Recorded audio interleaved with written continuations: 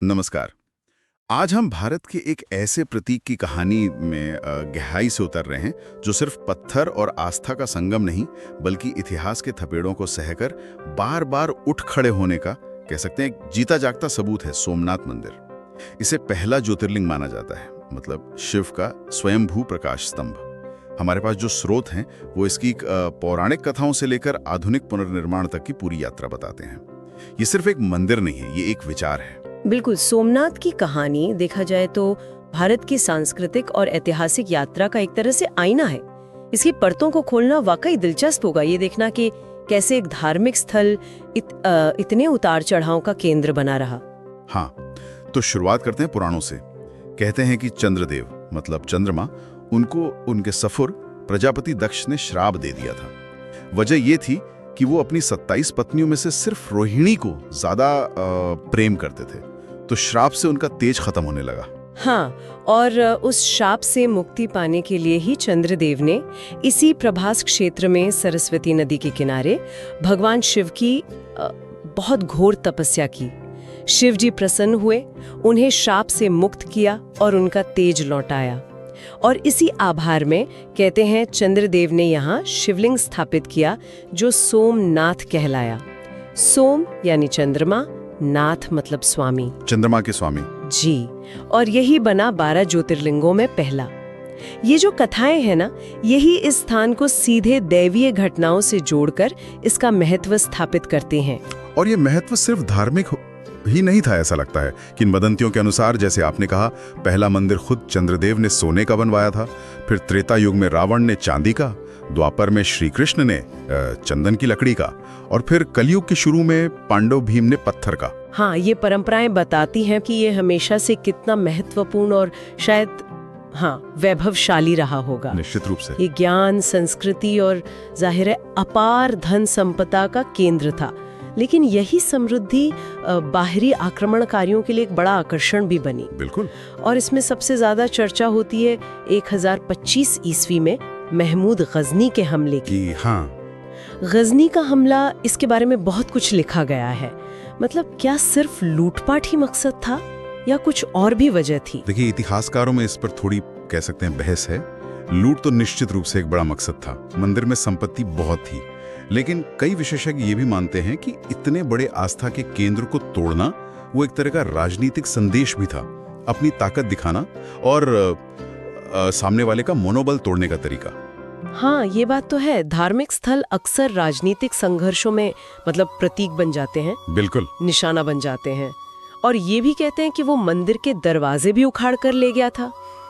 वो कहानी क्या है? हाँ, ये बात काफी प्रचलित है कि वो चंदन या शायद चांदी के दरवाजे ले गया था, जो बाद में लाहौर के किले में देखे गए, ऐसी मान्यता है। हालांकि इसकी पूरी तरह से ऐतिहासिक पुष्टि पर कुछ सवाल भी उठते रहे हैं, पर गजनी के हमले में हजारों श्रद्धालुओं के मारे जाने और मंदिर के विध्वंस का जिक्र कई स्रोतों में मिलता है, ये बात तो तय है। और ये सिलसिला यही नहीं रुका। कहा जाता है कि सोमनाथ को 17 बार तोड़ा गया। मतलब अलाउद्दीन खिलजी का सेनापति मलिक काफूर, हाँ, मलिक काफूर, फिर गुजरात के सुल्तान, पुर्तगाली भी आए, और फिर औरंगजेब। लिस्ट तो वाकई बहुत लंबी है। ये तो सचमुच अविश्वसनीय लगता है, 17 बार, है ना? लेकिन उससे भी ज्यादा हैरान करने वाली बात यह है कि हर विनाश के बाद इसका पुनर्निर्माण हुआ, बार बार। जैसे गुजरात के चालुक्य राजा भीमदेव प्रथम, मालवा के परमार राजा भोज, और सिर्फ राजा ही नहीं, कई अन्य शासकों और समुदायों ने मिलकर इसे बार बार खड़ा किया। सही कहा। ये सिर्फ एक इमारत का पुनर्निर्माण नहीं था, बिल्कुल नहीं। ये अपनी पहचान, अपनी आस्था को बचाने और कह सकते हैं जीवित रखने की एक जिद थी। सोमनाथ जैसे एक विचार बन गया जो तोड़ा तो जा सकता था, पर शायद मिटाया नहीं जा सकता था। फिर आया आधुनिक भारत का दौर। 1947 में आजादी के वक्त मंदिर की हालत तो खंडर जैसी ही थी। तब सरदार वल्लभ भाई पटेल ने इसे फिर से बनाने का संकल्प लिया। हाँ, और ये बात बहुत अहम है कि सरदार पटेल ने इस बात पर जोर दिया कि मंदिर का पुनर्निर्माण सरकारी पैसे से नहीं होगा, बल्कि ये जनता के चंदे और श्रमदान से होगा। ये एक तरह से यूं समझिए आधुनिक भारत का अपनी सांस्कृतिक विरासत से दोबारा जुड़ने का प्रतीक बना। लोगों ने वाकई दिल खोलकर दान दिया। और फिर 11 मई 1951 को जब नए बने मंदिर में ज्योतिर्लिंग की प्राण प्रतिष्ठा हुई, तो उस वक्त के राष्ट्रपति डॉक्टर राजेंद्र प्रसाद ने एक बहुत गहरी बात कही थी। उन्होंने कहा था, सोमनाथ का ये मंदिर विनाश पर निर्माण की विजय का प्रतीक है। मतलब ये सिर्फ एक मंदिर का उद्घाटन नहीं था, ये भारत की आत्मा के जागरण का क्षण था। बिल्कुल सही। आज जो हम मंदिर देखते हैं वो भव्य चालुक्य शैली में बना है, जिसका शिखर करीब 155 फीट ऊंचा है।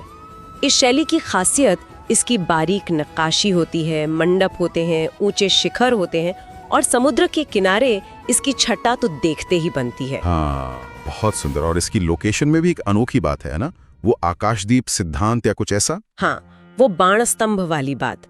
मंदिर के दक्षिण में समुद्र तट पर एक स्तंभ है जिस पर संस्कृत में लिखा है, आसमुद्रांत दक्षिण ध्रुव पर्यंत अबाधित ज्योतिर्मार्ग। इसका मतलब है कि इस बिंदु से लेकर सीधे दक्षिण ध्रुव तक सीधी रेखा में कोई जमीन का टुकड़ा नहीं है, सिर्फ अथाह समुद्र। अच्छा। हाँ, इसे बाण स्तंभ कहते हैं। ये अनोखी भौगोलिक स्थिति शायद प्राचीन काल में इस बंदरगाह नगर के समुद्री व्यापार के महत्व को या शायद दुनिया के छोर पर होने की एक प्रतीकात्मकता को दर्शाती है। तो कुल मिलाकर सोमनाथ की कहानी सिर्फ एक मंदिर की कहानी नहीं है, ये कहानी है आस्था की, जिजीविषा की, बार बार गिरने के बाद उठ खड़े होने की। ये कहानी है कि कैसे एक प्रतीक अपनी भौतिक शक्ल से कहीं ज्यादा बड़ा हो जाता है ना? बिल्कुल। और ये हमें सोचने पर भी मजबूर करती है कि जब कोई प्रतीक, कोई आस्था का केंद्र बार बार नष्ट किया जाता है और हर बार उसे फिर से बना लिया जाता है, तो ये उस आस्था की प्रकृति और उसे मानने वालों की जो सांस्कृतिक पहचान है उसके बारे में क्या बताता है। खासकर तब जब वो बाहरी ताकतों की चुनौतियों का लगातार सामना कर रहे हों। इस सवाल पर विचार करना, मुझे लगता है, सोमनाथ की कहानी को और भी गहरा बना देता है।